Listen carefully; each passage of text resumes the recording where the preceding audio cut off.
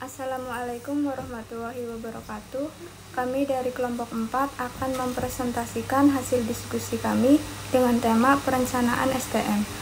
Sebelumnya, perkenalkan saya Nesa Anggun Girmantika dengan INPM 24810031 dan dua teman-teman saya, Lairvina dengan INPM 24810121. Selanjutnya, Kurnia Dwi Wahyu Amalia dengan INPM 24810110. Yang pertama, saya akan menjelaskan tentang pengertian perencanaan SDM. Perencanaan sumber daya manusia adalah suatu proses sistematis untuk memprediksi kebutuhan SDM di masa depan dan mengembangkan strategi untuk memenuhi kebutuhan tersebut. Perencanaan SDM merupakan langkah awal dalam fungsi manajemen yang bertujuan untuk memastikan organisasi memiliki jumlah dan kualitas karyawan yang tepat pada waktu yang tepat dan di tempat yang tepat. Yang kedua, tujuan perencanaan SDM. A. Tujuan umum, optimalisasi penggunaan SDM, memastikan penggunaan sumber daya manusia secara efektif dan efisien. Yang kedua, kontinuitas operasional, yaitu menjamin kelangsungan operasi organisasi dengan menyediakan SDM yang memadai. Yang ketiga, competitive advantage, yaitu menciptakan keunggulan kompetitif melalui perencanaan SDM yang strategis. B. Tujuan khusus. Yang pertama, kuantitas, yaitu menentukan jumlah karyawan yang dibutuhkan untuk setiap posisi. Yang kedua, kualitas, yaitu memastikan kompetensi dan keterampilan sesuai dengan kebutuhan organisasi. Yang ketiga, waktu, yaitu menyediakan SDM pada waktu yang tepat sesuai kebutuhan. Yang keempat, mengendalikan biaya SDM secara efektif.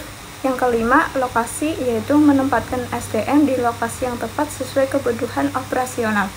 Yang ketiga, ada manfaat perencanaan SDM.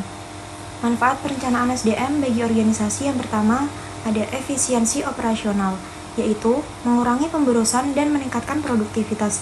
Yang kedua ada pengendalian biaya, mengoptimalkan anggaran SDM dan menghindari biaya berlebihan. Yang ketiga fleksibilitas, meningkatkan kemampuan adaptasi terhadap perubahan lingkungan bisnis. Dan yang terakhir ada risk management, yaitu mengurangi risiko kekurangan atau kelebihan tenaga kerja. Selanjutnya bagi karyawan. Yang pertama ada kepastian karir, yaitu memberikan kejelasan jalur karir dan pengembangan. Yang kedua, job security, meningkatkan rasa aman dalam bekerja.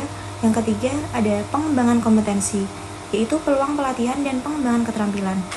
Dan yang terakhir ada work-life balance, yaitu perencanaan yang baik memungkinkan keseimbangan kehidupan kerja. Selanjutnya, faktor-faktor yang mempengaruhi perencanaan SDM.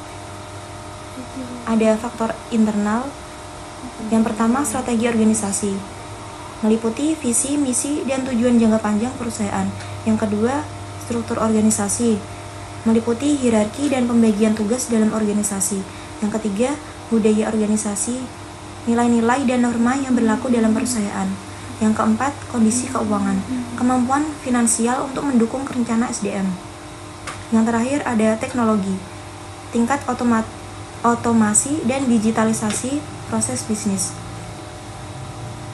Selanjutnya ada faktor eksternal. Yang pertama, kondisi ekonomi, meliputi inflasi, pertumbuhan ekonomi, dan stabilitas mata uang. Yang kedua, peraturan pemerintah, undang-undang ketenagakerjaan dan regulasi terkait. Yang ketiga, kondisi pasar tenaga kerja, yaitu ketersediaan dan kualitas tenaga kerja di pasar. Yang keempat, kompetisi, persaingan dalam industri dan pasar tenaga kerja.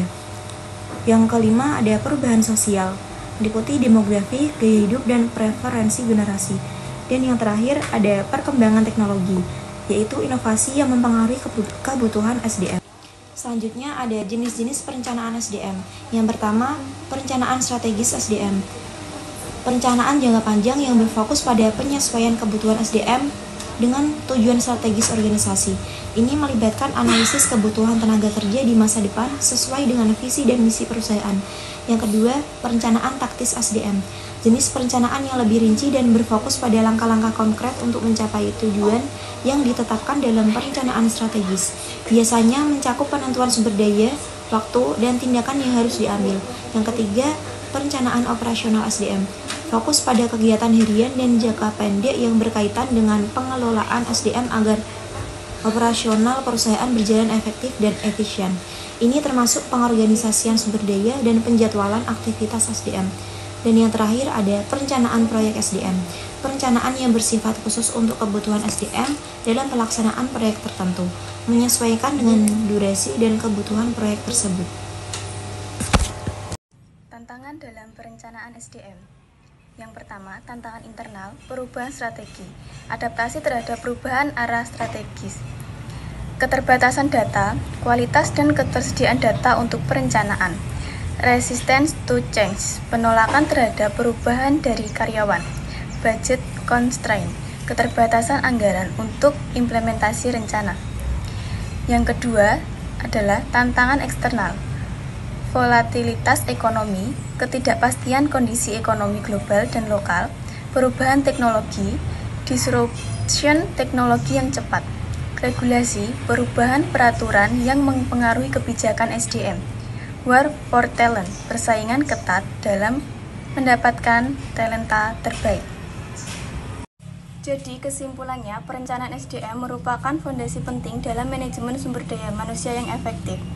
Melalui perencanaan yang sistematis dan strategis, organisasi dapat memastikan ketersediaan SDM yang tepat untuk mencapai tujuan bisnis. Keberhasilan perencanaan SDM memerlukan pemahaman mendalam tentang faktor internal dan eksternal, penggunaan metode peramalan yang tepat, serta implementasi yang konsisten dengan monitoring dan evaluasi berkelanjutan. Di era digital, dengan perubahan yang cepat, perencanaan SDM harus lebih fleksibel, data-driven, dan terintegrasi dengan teknologi. Organisasi yang berhasil dalam perencanaan SDM akan memiliki keunggulan kompetitif yang berkelanjutan dalam menghadapi tantangan bisnis di masa depan. Sekian presentasi dari kelompok kami. Wassalamualaikum warahmatullahi wabarakatuh.